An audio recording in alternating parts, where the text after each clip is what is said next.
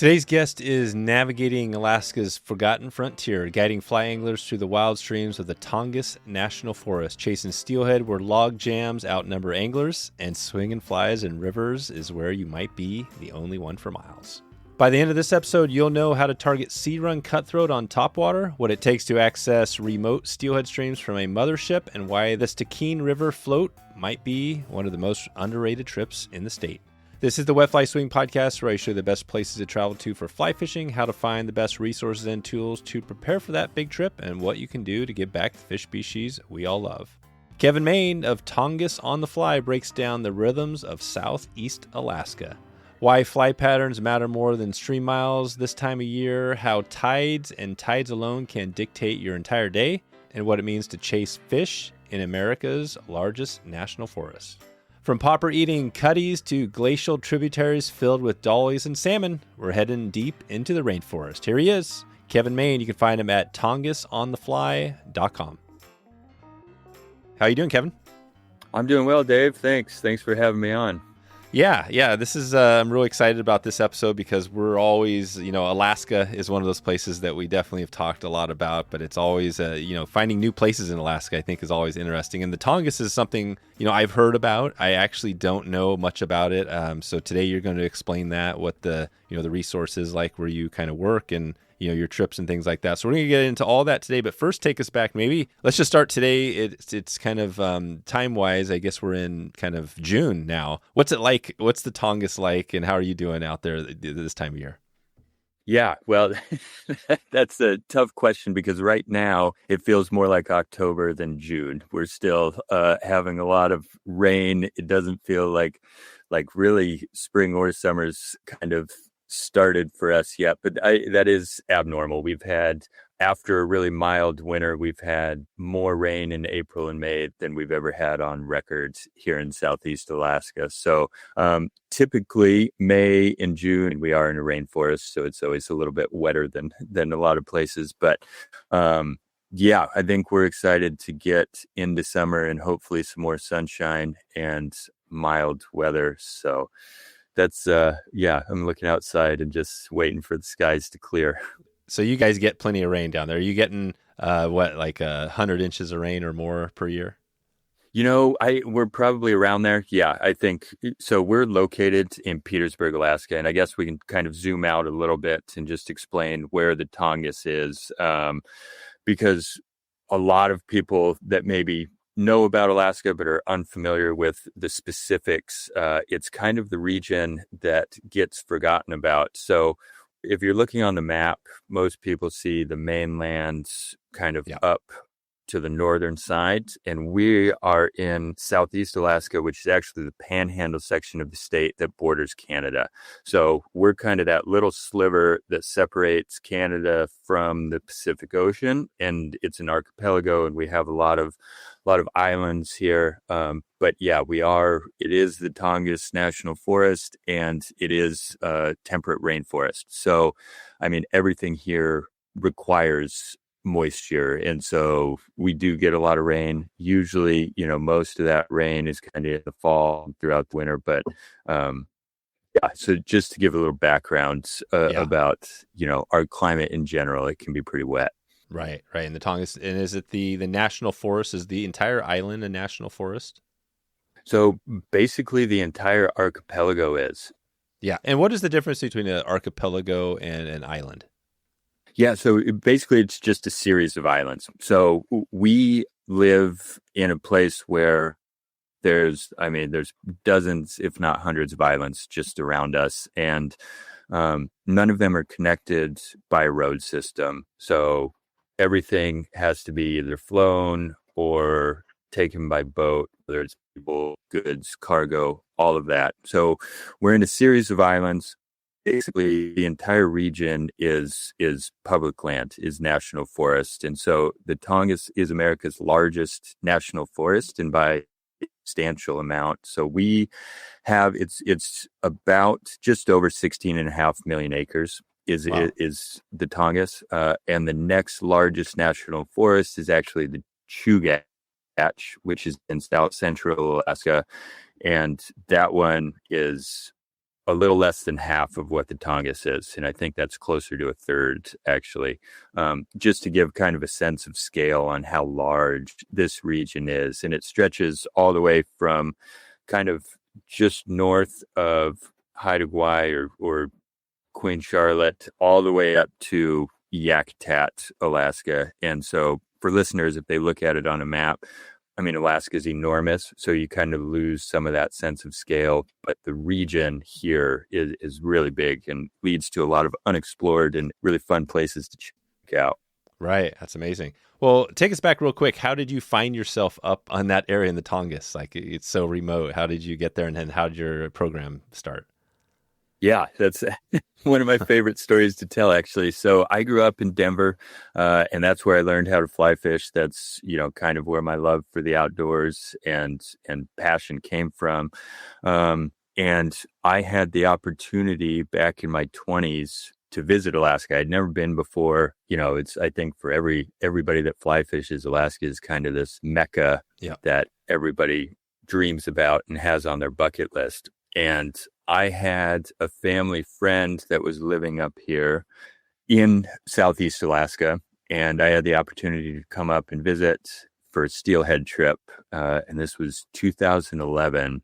And I was here for 10 days, and it was incredible. It blew me away, everything about it. I mean, the water, the mountains, even the weather and the way that the mountains breathe, and the forests and the old growth and the trees. I mean, I was just astounded. And so that's when I decided that I wanted to make this home. And so I moved up here. I started looking for jobs. I ended up getting a job up here a couple years later.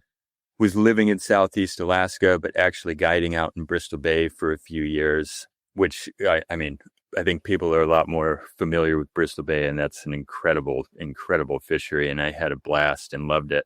But my heart was always calling me back to the Tongass. And so after kind of a roundabout, more circuitous path, I ended up back here, and we started Tongass on the Fly just over 3 years ago, which, looking back in college, this was always a dream of mine, and it took longer than expected, but here we are, and it feels pretty great to be putting it all together. Amazing. So talk about that. What does that look like? So is there a town? What is the nearest town to where you actually live out there? Yeah, so we're in Petersburg, Alaska, which is actually smack dab in the middle of the Tongass. So here we call it central southeast. There's a lot of directions that get thrown around when you're describing Southeast Alaska, but we're in central southeast. And we think that gives us kind of a prime location to access a lot of amazing freshwater fisheries. Yeah, that's right. Okay, so Petersburg is kind of the main hub there. So talk about that. What are the species you're focusing on? What are people coming there to fish for mainly? Yeah, it's a great question, and takes a while to even describe kind of all of the offerings that we have here. It's a longer season than a lot of places in Alaska, and basically we start in early April, and our season kicks off with our Steelhead, which is, what we look forward to all year. I'd say it's kind of it was the catalyst for the whole outfitter. It's really what we love. I mean, these fish are incredible. We could spend hours just talking about that. But that season kicks off in April, and our trips, a lot of them are done on a liveaboard. So we have a 45-foot liveaboard that we run our trips off of, using that as a mothership. And then we take that around from Petersburg to the different islands, and the dozens of freshwater streams in the area, and then we have a jet raft and a skiff that we use to access those rivers after we anchor up. But Steelhead season here, kind of prime time, at least when we're running our trips, is about 6 weeks long. The fish are around a little bit before and a little bit after, but that's when we're operating. And man, it's exciting because just about every blue line that you look at on a map has fish. I mean, whether it's a run of 15 fish or a few hundred, that's the variable, but they all have fish. And I just think that's an incredible thing. That is cool. And so 6 weeks. So this is when is that timing where people could actually fish for Steelhead? So we run our trips from the first week of April into mid-May. So you guys just wrapped up the season. How was the season up there? Do you guys fish? Is it more of a diversity of techniques? Are you nymphing, swinging? What do you do there? Yeah, I'd say diversity is the name of the game. And they're also pretty physical trips. So it's a lot different than I think your classic steelheading, right? And so a lot of the waters that we're fishing are pretty small. And again, all most of what I'll talk about is in generality, Yeah. but all of this has nuance and there's specifics to it. But, you know, generally speaking, most of our water is pretty small. There are a handful of rivers that we fish that are a little bit bigger, but we'll be, carrying multiple rods in a day. So we might be nymphing one run and then 100 yards up, we'll be swinging a run for a little bit and then kind of continuing that cycle throughout the day and then throughout the trip. Because what we're doing is fishing, over the course of a week-long trip, we'll probably fish 4, 5, potentially even 6 different river systems over that trip. And so there's a lot of variety. Our season this year, to get to that, back to the weather, it was tough because we had a really mild winter. So we didn't have a lot of snowpack, but then spring became really, really wet. Yep. And we just were getting hammered by rain. So the rivers were fluctuating pretty heavily. I mean, we would have 2-foot rises and then 2-foot drops within the span of, 12 to 36 hours. So, Wow. the conditions weren't ideal. I mean, we were still able to get into fish. Yep. I'd say we had to work a little bit harder for them this year, but that's kind of really the name of the game here anyways. You're always going to be working a little bit harder because, Yeah, because of where you are. when we're accessing these rivers. Yeah, exactly. And the Tongass is where we're fishing is not, it's not that accessible, which is what keeps people away from it. Yeah. We've only run into one other group of anglers in our 3 years of running trips, which, Wow. I mean, just to have these places to yourself is like, that's a pretty special thing in and of itself. So that's steelhead. So you guys have the steelhead. Do you also have, it's a rainbow fishery? How does that? Because it seems like there's these areas where there's steelhead, and then maybe there's not as many rainbow, and then there's places where there's no steelhead, and then these giant rainbows. Do you guys have a good rainbow fishery?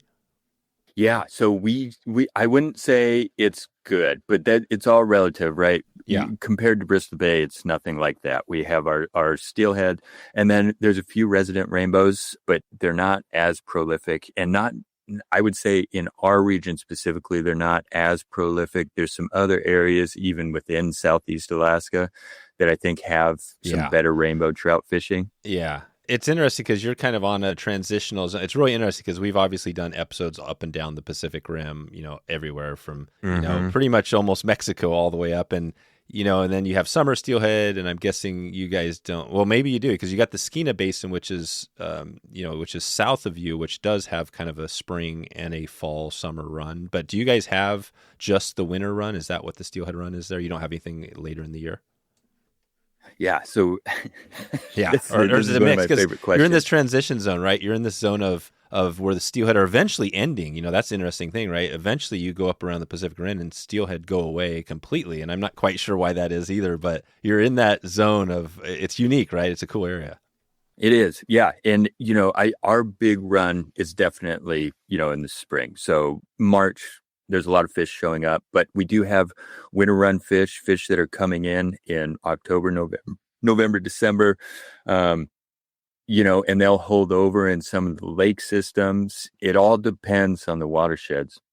Would you call those fish like summer, fall, or winter run fish? Because I would think the April fish are more like winter fish. Would those October fish be summer fish then, summer, fall? We kind of classify them as winter and then spring.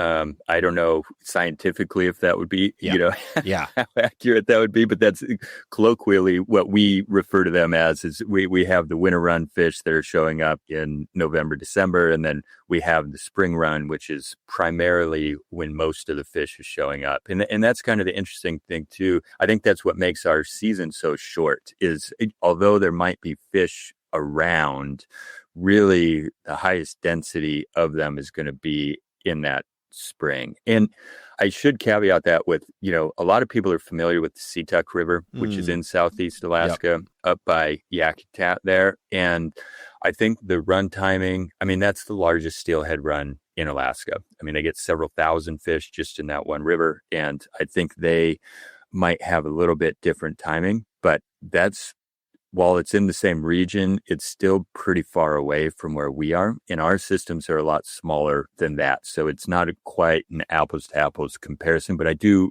for the people that know the Seatuck, I want to make that distinction that they do have, I think, more, a little different run timing and have a larger fall run and all of that.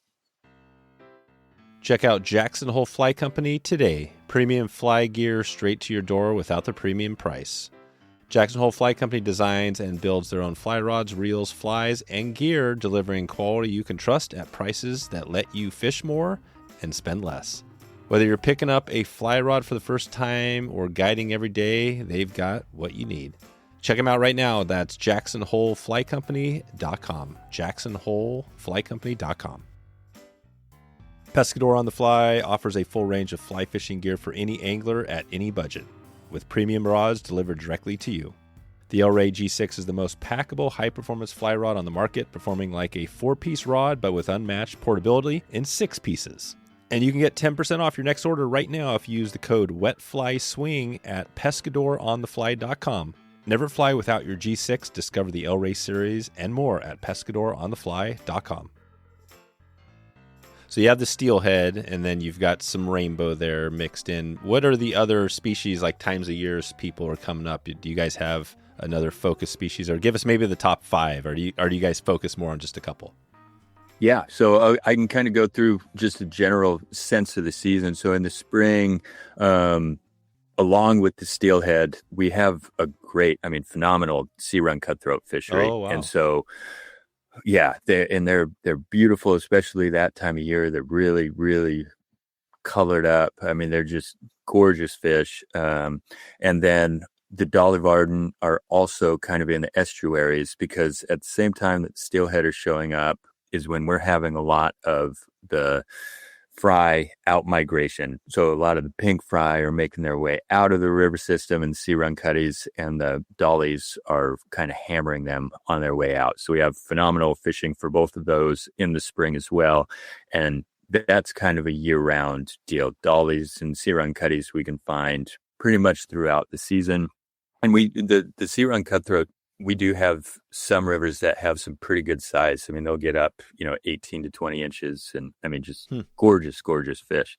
And then we have all 5 salmon species that show up. The Tongass is also known as America's salmon forest because it thrives on salmon returning to all of these different streams. So, you'll walk across something that looks like a trickle and you'll find pink salmon in there.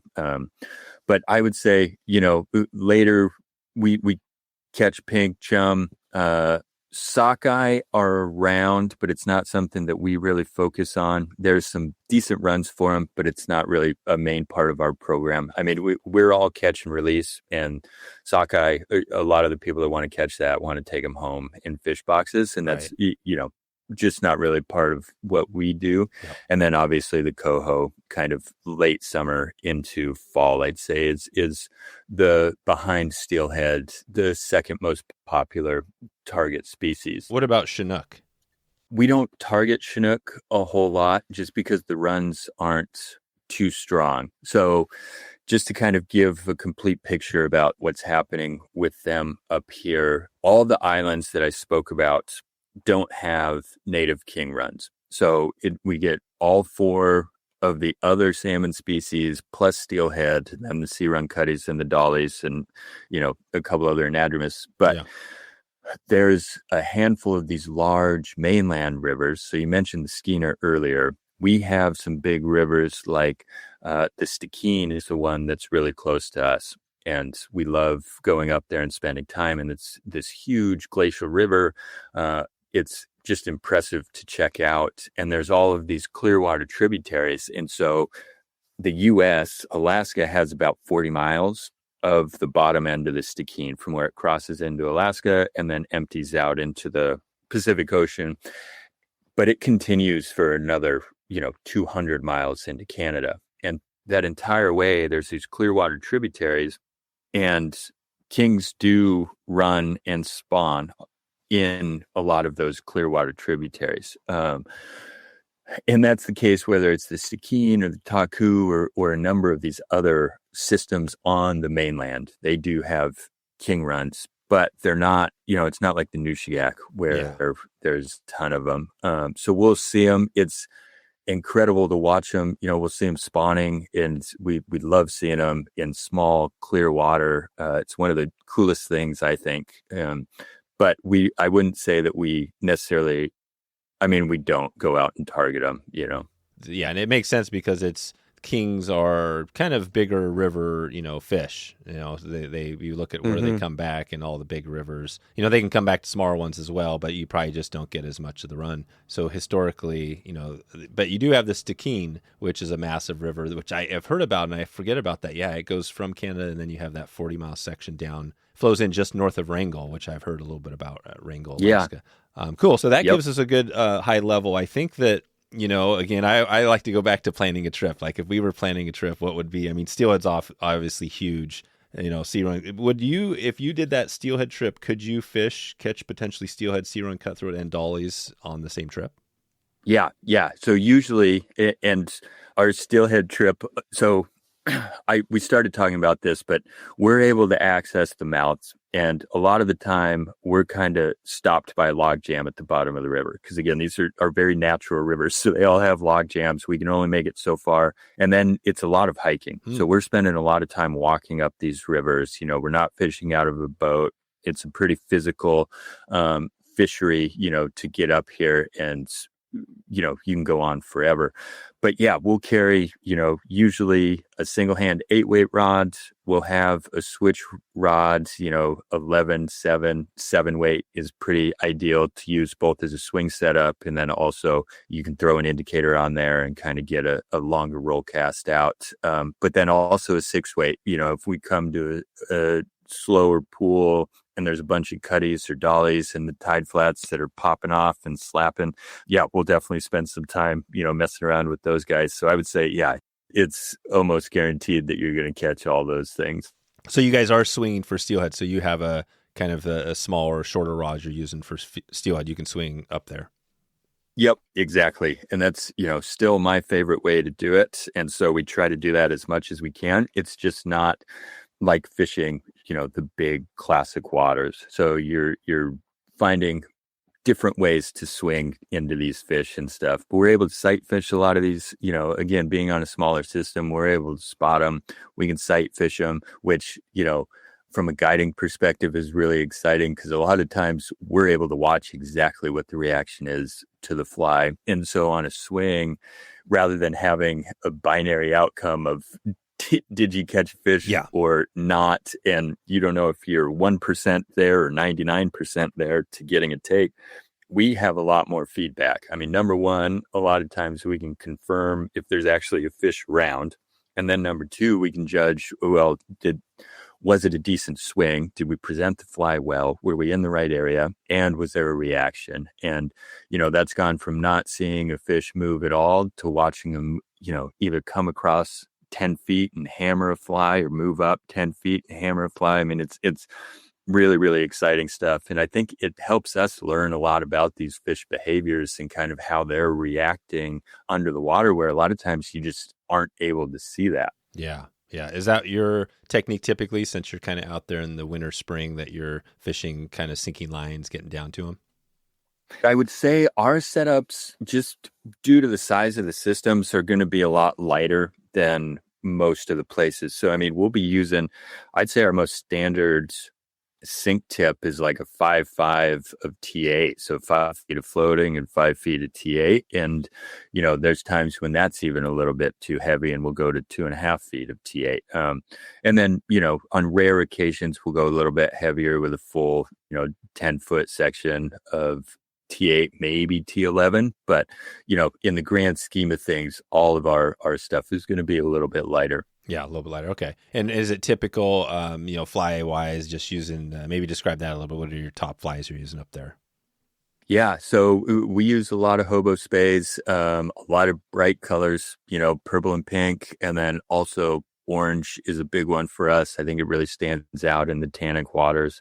And then black and blue also is kind of a classic. And, there's a lot of discussion about different weather patterns and when to use different colors, but Yep. yeah, I've had just as much luck on black and blue on really bright sunny days. So Yeah. Yeah. Would the egg sucking leech work up there? yep, both purple and black. Yeah, and then a liquid wrench is another one that's pretty popular around here. Okay. I haven't heard of that one, the liquid wrench. Yeah, that's a good one to have in the box.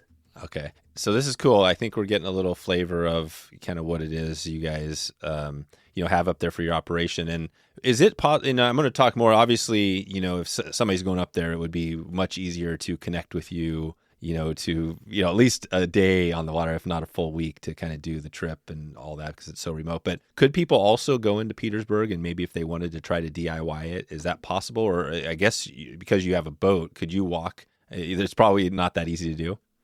Yeah, I'd say it's doable, but it is difficult.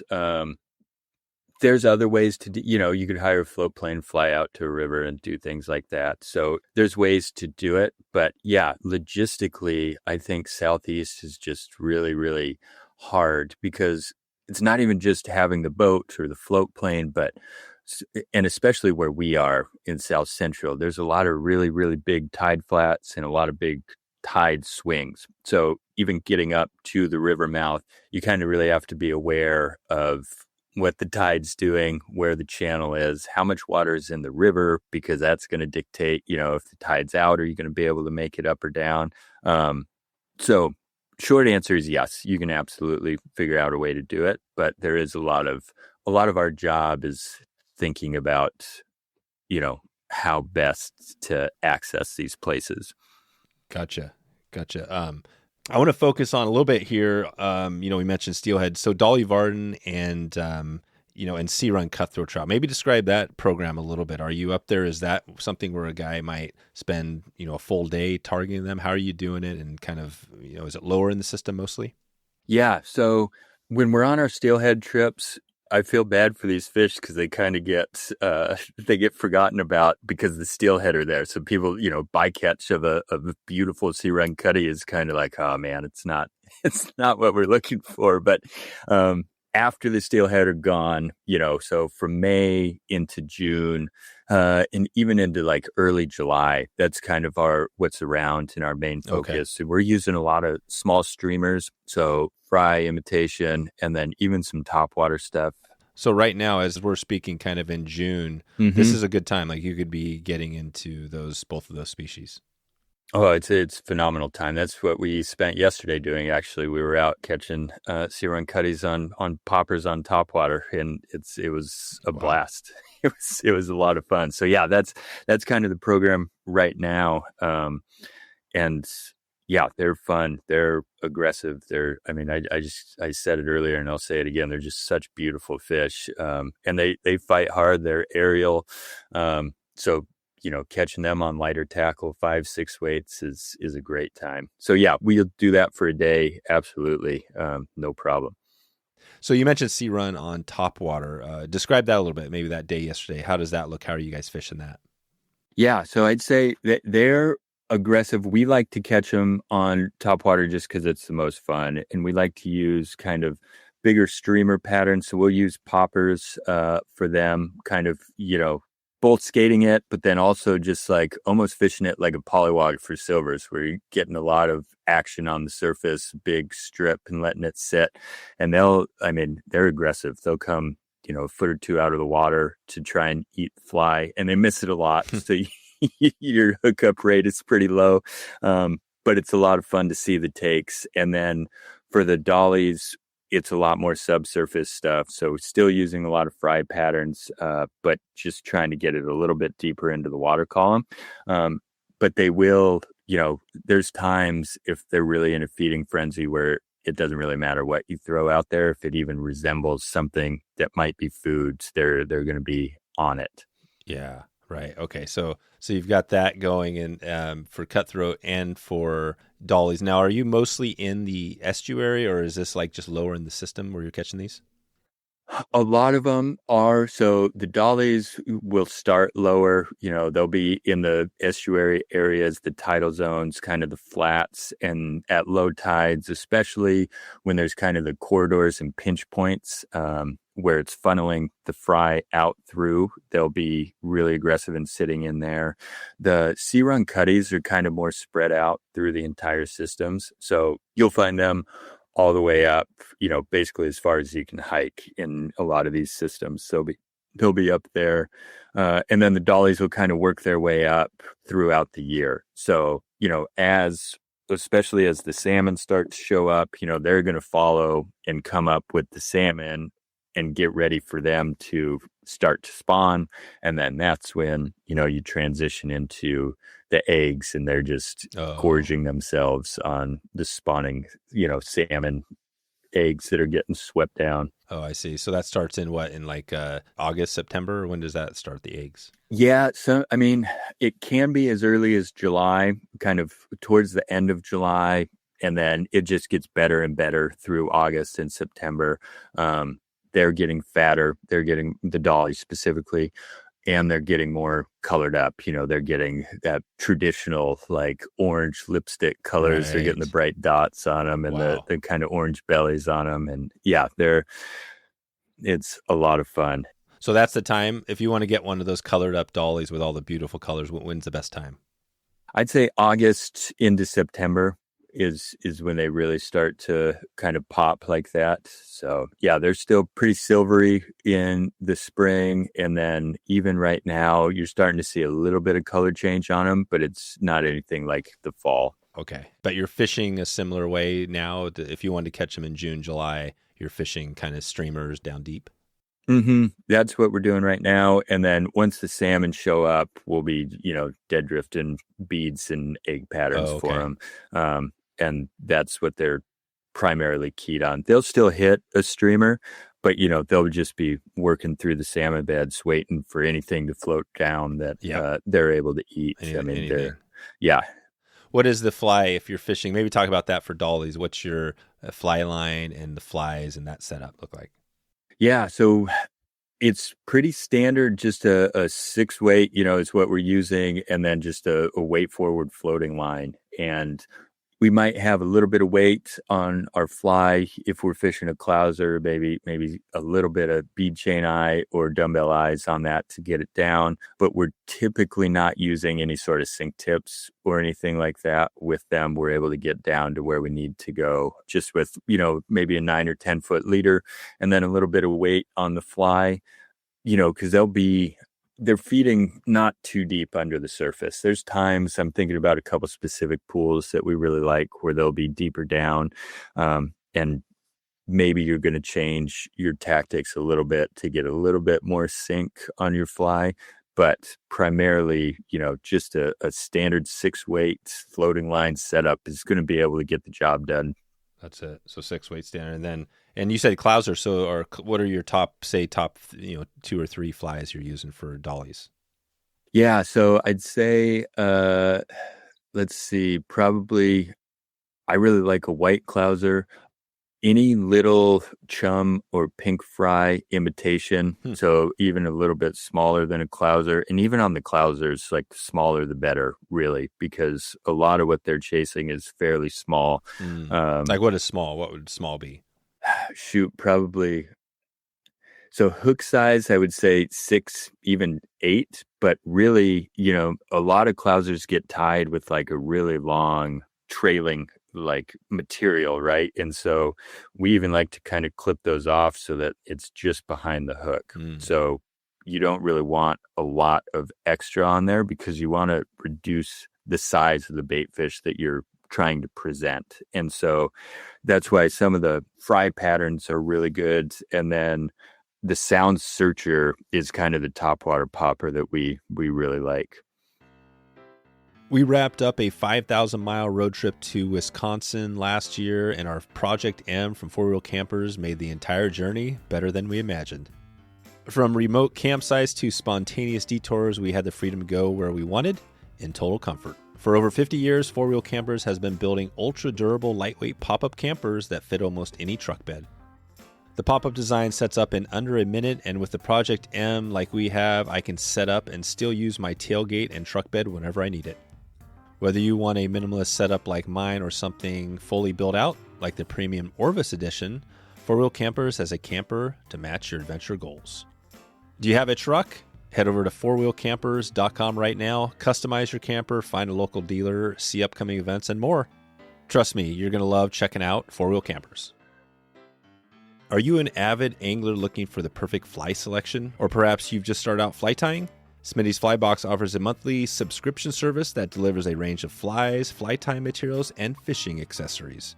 They tailor their selections based on your fishing location, ensuring you get exactly what you need. And Smitty's isn't just any fly supplier. They've been in business for over 3 decades, delivering quality and expertise. I can personally vouch for their quality, having picked up some dry flies, and they were perfect. It's the perfect time to stock up on flies for your next adventure. Check out their offerings at smittysflybox.com. By subscribing, you're not only getting top-notch flies, but you're also supporting a small business that has had a significant contribution to the fishing community. Remember, that's smittysflybox.com, and let them know you heard about them through this podcast. And are these flies, the Sound Searcher, is that something that, do you know where that one came from? Is that a pretty common fly, I guess, out there? Yeah, I'd say especially in the Pacific Northwest. So we actually got them from Dave McCoy, at Emerald Sweet. Water Anglers. Yeah. He's a good friend. So he sent up a bunch of those. And, he does a lot of sea run cutty fishing around Puget Sound. And so we brought some of those patterns up here, and they're just as useful here. And so that's cool. Yeah, that's kind of how I've seen him now. The Puget Fly, McCoy's Sound Searcher, and it's Emerald Water. Yeah, it's cool. Yeah, and we actually have an episode on the. We'll put a link to the show notes to that episode we did with Dave on sea run cutthroat fishing. But it's essentially it's got a little bit of a tail, it's got a little bit of a body, some fur or something, and then it's got the foam. Foam is home, right? It's got a bunch of foam on top. Exactly. And an eye. It's got what's down the bottom? Does it have like an eye spot, or what's that below on the bottom? It does. Yeah, it's got a little eye glued to the bottom, so it's like basically a fry kind of laying on its side almost, with the eye facing down and struggling. Wow, that's cool. So how do you fish that? How do you fish that fly? We'll skate it if there's enough current. Kind of just bring it across, just like you would a mouse pattern, or even just casting it directly across, because a lot of the pools that we're fishing for sea run cutties are it's kind of frog water. It's pretty slow, so you can just cast directly across, and then 1 or 2 kind of big strips trying to get water to move, and then letting it sit. And a lot of times we'll get hits on the pause, and it's something that we're always varying the retrieve, because some days it seems like they want it moving consistently, and then other days to move it a couple times, get their attention, and then all of the hits will be when it's stopped. And those are usually like the big torpedo takes, where they're coming up like jaws directly from underneath, and then coming back down on top of it. Wow. So that's I'd say it kind of depends, and don't be afraid to change the way that you're doing your retrieve, especially if you're seeing fish surface around you and you're not getting hits. Maybe try a little bit faster, try a little bit more aggressive, couple pops, and then let it sit. Don't be afraid. There's not one size fits all answer to that. You can try all sorts of things. What would be a typical one you might start with out there, like as far as a retrieve? You got this fly, you cast it out across the pool. Is it kind of like a quick stop, or what's that look like? Yeah. Usually two quick, and then a stop for maybe even 1 to 2 seconds. So let it like sit there for a while, and then, do that again, and then try that for a few times, and then move on to more like consistent, just like strip. And if it doesn't seem, sometimes I think the pop can be a little too aggressive. Like if you're getting a lot of water spraying off of it, maybe just kind of take it down a notch and make it a little bit more subtle. Yeah. And sometimes that'll induce a take. Okay. And when you stop, is it just floating there right in the surface film? Yep, exactly. I mean, just like dead, Right. Just dead. Okay. So you have that kind of that top water stuff a little bit, but then you also have, and I guess, are we still talking about sea run cutthroat, and will dollies also hit that fly on the surface? They will, but they definitely like more movement. So Yeah. they almost need the movement for them to be interested. If it's sitting on top, it's really, really rare for them to take it. They like the chase. So for them, it's almost like the faster you can retrieve, the better.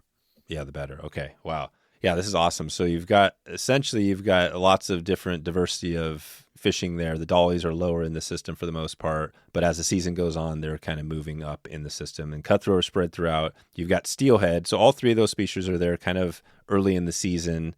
Steelhead eventually close, and you have just this. When does if somebody was thinking salmon, I guess pinks, you got pinks. You've got what are the other ones? You got chum. We have some summer rum chum okay. that show up. And then, the sockeye, like I said, will be around and every once in a while we'll run into one of those. But the way that we structure our season is we kind of, a big part of our trips, especially I'd say like right now in June and then kind of like early August, is being out on the boat, right? So Yeah. we're a lot of, like I said, a lot of the stuff that we're doing is live aboard, and so you're anchored up in this bay with not anybody, if maybe another boat or two around, and we're fishing areas with brown bears, black bears, Oh, moose, wow. wolves.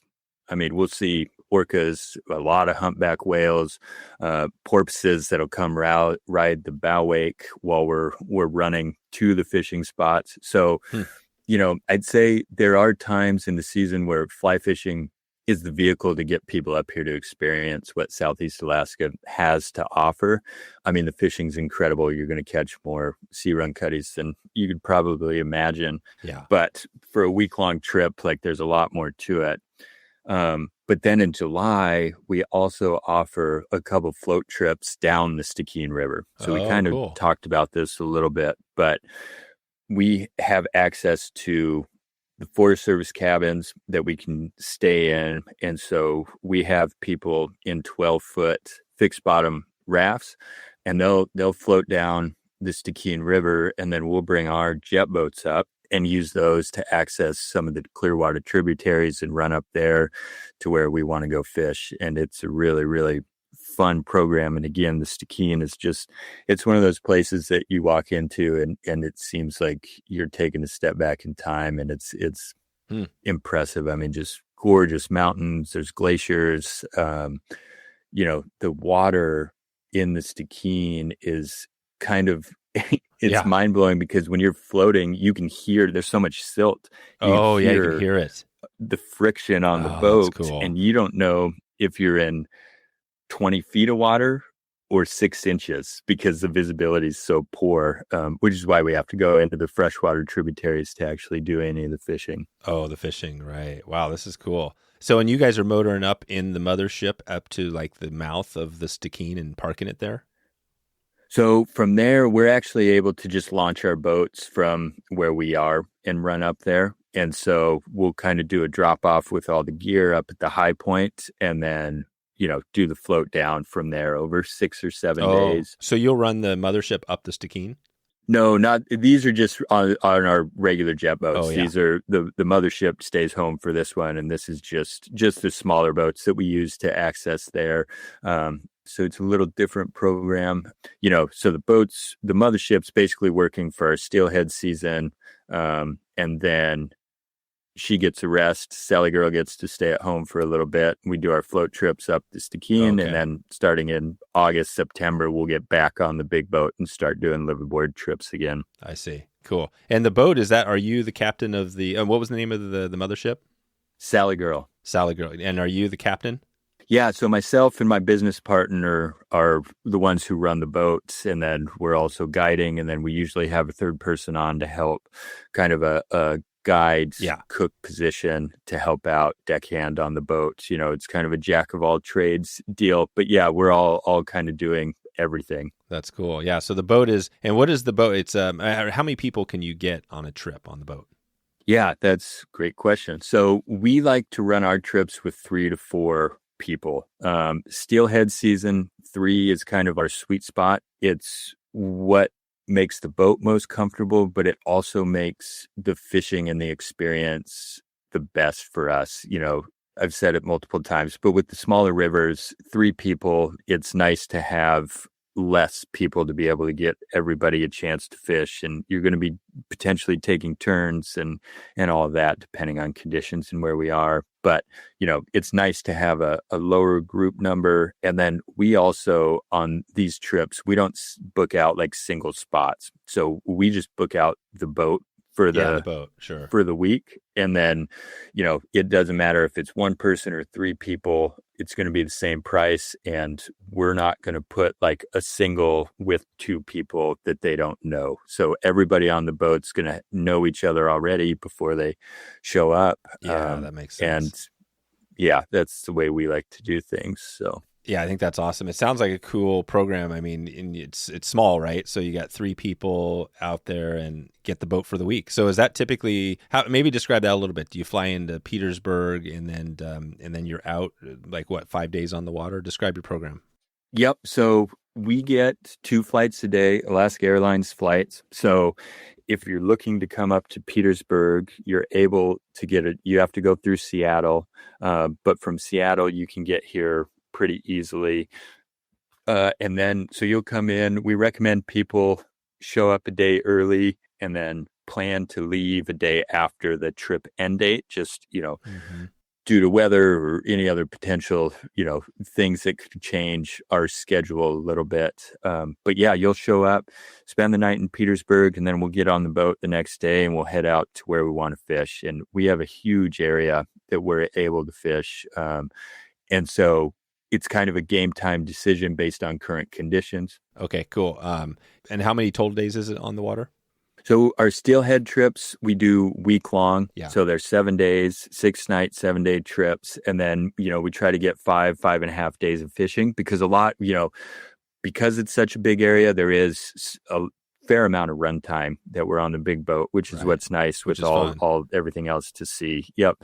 And then our summer trips are a little more customizable. So we'll do anything from 3 days to week-long trips on the big boat in the summer. And that's mostly because steelhead fishing is a little bit tougher. So we don't want to limit our chances. We want to have the full week to really kind of put in the work to try and make that happen. But the rest of the year, we have a lot more options on where we can go, and the fish are a lot more abundant. So we're not as kind of pressured on needing the full time. Yeah. Yeah, the full time. Okay, cool. Well, this is awesome. I think I had a few more questions for you, some random ones about the boat and kind of some of the operation, but let's take it out of here. We've been doing this a little bit of our plays of the week segment, which is the throwback to, our sports analogies, the Michael Jordan taking off from the free throw line and, doing the dunk or whatever. But what is as we get out of here, so this is going to be our play of the week. So think of it doesn't have to be a big fish, just some, trip, some event, some memory you have on there. We'll think of that for a second. And we're going to give a shout out today to Patagonia. They have their new Swift Current waders. I'm not sure what kind of waders you use, but we're big Patagonia fans, and we're helping them get the word out in the waders here. So I want to give a shout out to Patagonia. We'll put a link in the show notes to an episode I did with Yvonne Chenard, the founder, which was pretty epic and tells a story more about them. But so first, shout out to Patagonia. Let's go to the plays of the week. So what do you have? I mean, you must have some crazy stories. You're in Alaska. You're on this mothership boat. Do you have one that would help share what the experience is like? Man, yeah, there's lots of stuff going through my head right now. It's, shoot. But I think some of the moments that I get most excited about are, which we talked about earlier, but I have some very vivid memories of walking up some of these rivers. We're walking up, moose tracks followed by very fresh wolf tracks that were probably there an hour or two before we were, and then walking up to a pool and seeing some fish in there, and then being able to swing into a fish and watch like one of those just arm rip takes, just in this beautiful, beautiful country. Like there's those moments always stick out to me. And then actually on the Stikine, some of the best days of sea run cutthroat fishing I've had, like watching these torpedoes come out of the water. And then, hearing a bear across the river, because it's all really thick thick woods and brush. And so, Yeah. signs everywhere, and you're kind of walking up there and that they're around. You're not necessarily seeing Yeah. tons of wolves or moose necessarily up there, but you're seeing signs of them.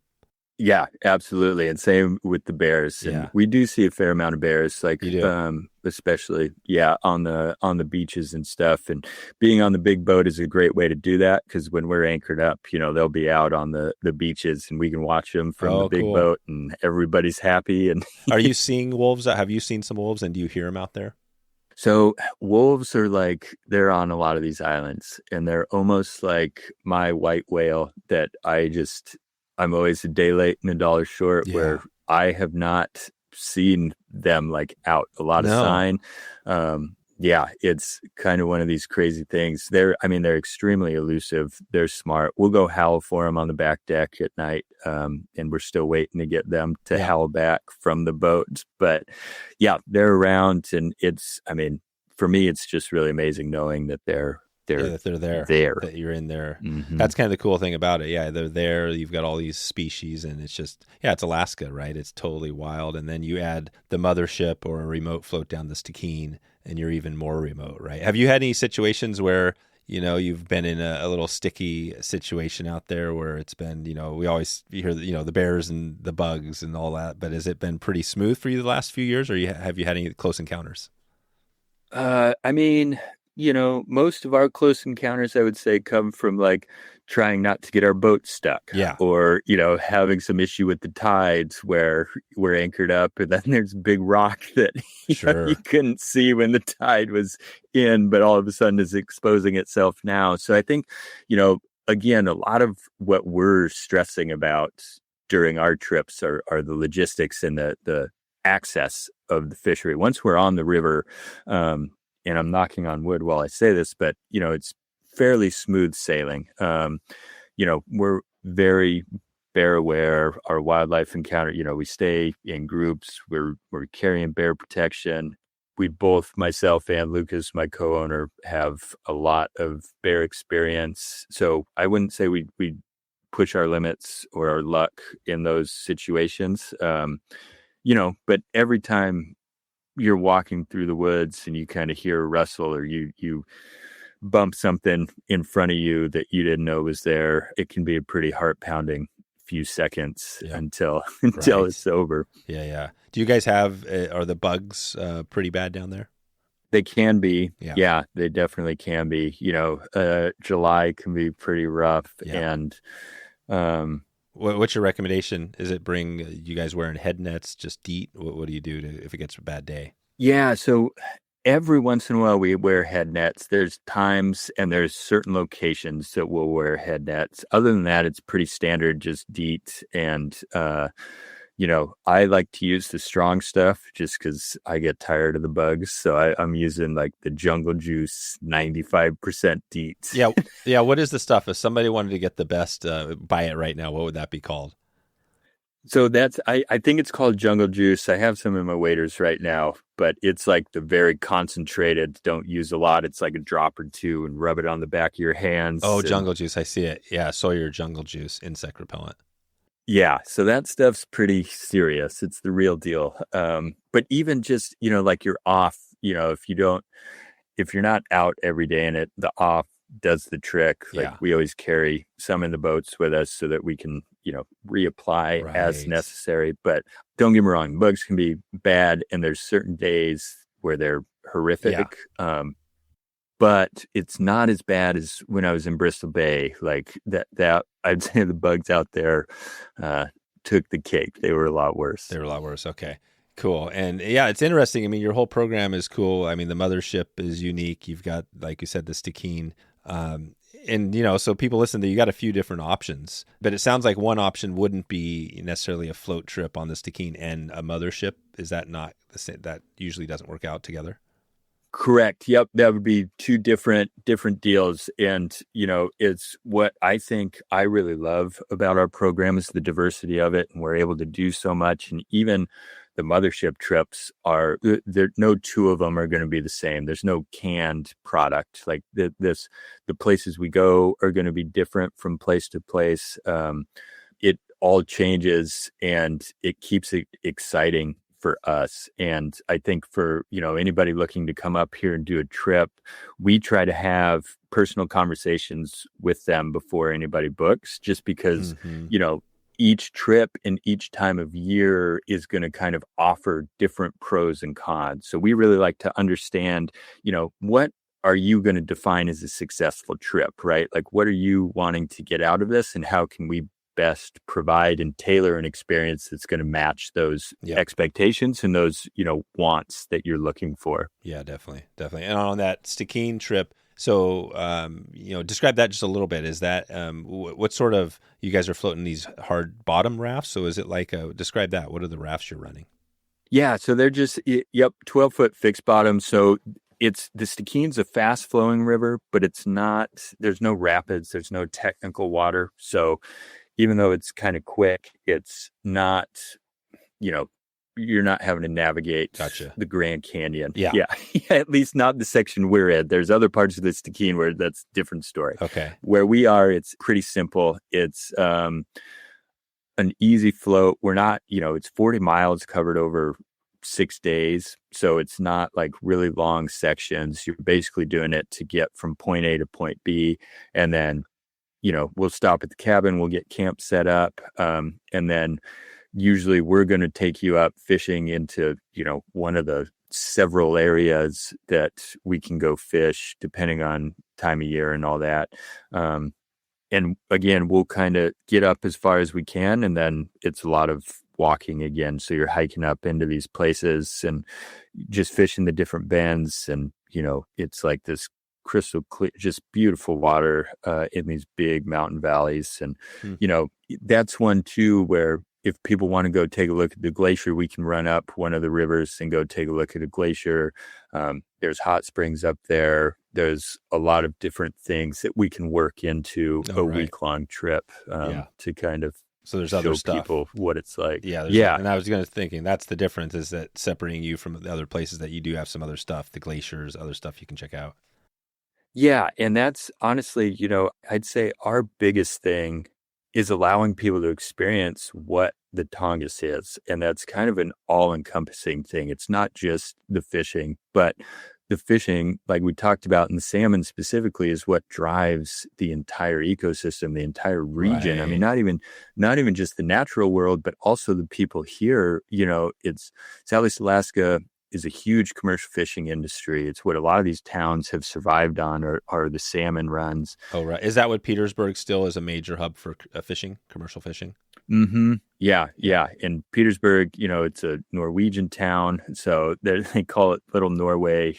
We have a lot of that going on, but yeah, commercial fishing has kind of been the lifeblood of the community here. So, I mean, salmon is what drives everything, right? Including our business and what we do.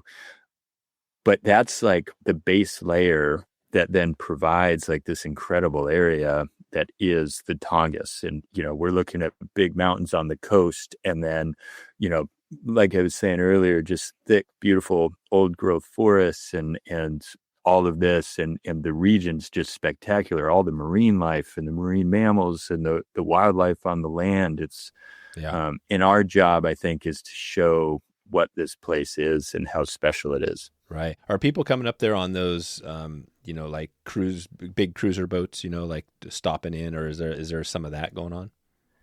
Yeah. So that's what most people know Southeast Alaska for, is the Inside Passage. Yeah. And that's because there's a lot of cruises that go from, Vancouver all the way up to, there's different ending points. But yeah, they come through and they stop in a lot of these Southeast communities. Petersburg is interesting because we don't get a lot of the big cruise ships. So we get smaller ones. We get National Geographic, like, 200, 300, 400 person ones, but it's not like the 4,000 person ships. And that's because of our location. We don't have a big deep water port. Yeah, you're tucked down south. Yeah. You kind of have to. And what is the Inside Passage? Where is that defined as? Yeah, so the Inside Passage is basically making your way through all of these islands. Oh, so that's the Inside Passage. You make your way. You start at down at Haida Gwaii, and you make your way through. Instead of being in the open ocean, you're just going through all these islands. Exactly. Yep. So, we're fairly protected, which I guess is worth mentioning about our liveaboard trips. Like seasickness is a big question we get. Oh, yeah. But, we're not out on the open ocean where we have a bunch of swell. And that's not to say that it can't get rough. I mean, these are still big bodies of water. And if we have bad weather, like it can absolutely be rough. But, when we're choosing to run our trips, and run the big boats, and then where we're anchoring, like we're pretty still, we're protected. And so that's basically what the Inside Passage is all of these boats that are traveling through there. It's a little bit calmer waterway than, going out into the open ocean. Gotcha. Well, cool. Well, let's take it out. I had, another question just on the mothership, and then we'll kind of take it out of here. So what is that like living for somebody who hasn't been on one of those boats, and what is it? How many feet is your boat? Yeah. So Sally Grows 45 feet. And, the accommodations we have, basically, there's a V berth in the front with another bunk. So that's where we sleep, the 3 clients. And, boat life can be a little tight. It's intimate. And honestly, it's kind of what makes it fun. Yeah. I think you leave the boat and we're all best friends, right? Like there's a lot of bonding, and you're really able to form a relationship with people, because it's not like we're getting back from a day of fishing and everybody can just go hide in their quarters, right? So again, I think about, after these trips, it's like these are people that you still stay in touch with, and I still talk with a lot of our clients on a regular basis. Because you kind of have a different relationship with them after a week than you would if you were just doing like a few day trips out of town or kind of the turn and burn type stuff. Yeah, gotcha.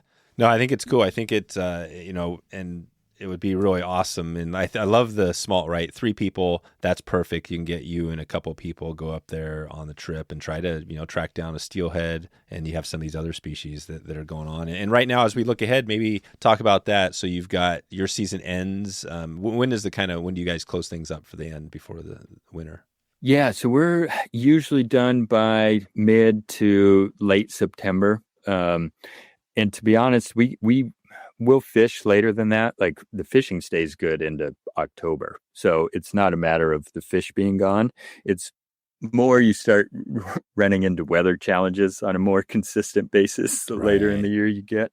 But yeah, I mean, we kind of wrap up, I would say mid to late September is when we're ending things. And then starting up again, early April. So, and what are you doing in your off season, October through that kind of March, April? Yeah, that's all the boring stuff, all the admin work, Yeah, right. Is the weather, what's the weather like that? Do you guys, it's southeast, so you're not quite as socked in with the snow, or does it get a period where you're just snowed in? No, that's, you're spot on. We don't get, the negative 40-degree weather or, as much snow. I mean, again, I hate to speak in absolutes, right? Especially here, but typically it's not as snowy. It's not as extreme of the weather. We're not dealing with 24 hours of darkness, although, our days will be 9 hours long. So it can be really short, gloomy, dark. It's not like a beautiful winter season. But yeah, we'll do, a lot of the admin stuff. And then also I like to try and get out and do some fishing. Like last year I was on the OP for a couple of weeks chasing steelheads, just for fun. And then most years I didn't do it this past winter, but I like to try and get somewhere warm and do some flats fishing and sure. At least see some sun for a little while. Yeah, definitely. No, this is awesome. Well, Kevin, I think we could probably leave it there. I think we touched on a little bit of your program. We'll send everybody out to tongassonthefly.com, or they can find you there on Instagram as well. And I think, it sounds like an amazing area, something I've heard about. I'm glad we've had a chance to dig into it. And, hopefully we'll be in touch with you down the line. And appreciate all your time today. Definitely, Dave. Well, hey, I really, really enjoyed the conversation. And thank you so much for having me on. Hope you loved that one. Man, gets you thinking, right? The rainforest of Southeast Alaska, wolf, moose, fly for sea run, dollies, swinging for steelhead, the mothership. Kevin's bringing it all together. You check him out right now. Go to Tongass on the Fly and let Kevin know you heard this podcast, and give him a shout out on Instagram as well. If you haven't yet, please subscribe to this podcast so you get that next episode delivered right to your inbox. And we got some good ones coming here. If you haven't yet, we've got Wet Fly Swing Pro. The shop is going strong. Go to wetflyswing.com/pro. And if you want a chance to connect with a group of passionate fly anglers, if you want a safe place to build trips together, answer questions, if you're going to a new state, a new province, a new location, you want somebody who's been there, who has local experience, Wet Fly Swing Pro is the place to be. I'll also be doing Q&As there all year long, and we got it rolling. Just go to wetflyswing.com/pro, sign up there. I'll give you more information, and you can get started for the price of a little bit more than a cup of coffee, and you can get access to a deep dive with to take this further. All right, that's all I have for you. I hope you appreciated this episode. I hope you enjoyed it. Look forward to seeing you on the next one. Hope you have a great afternoon. Hope you have a great evening. And if it's morning, maybe it's late in the morning, maybe you're getting up late today and you're just kicking off this podcast, just opened up on your channel. Maybe you're listening there and watching on YouTube. I'm not sure what you got going, but I hope you enjoy it, and looking forward to seeing you and talking to you soon.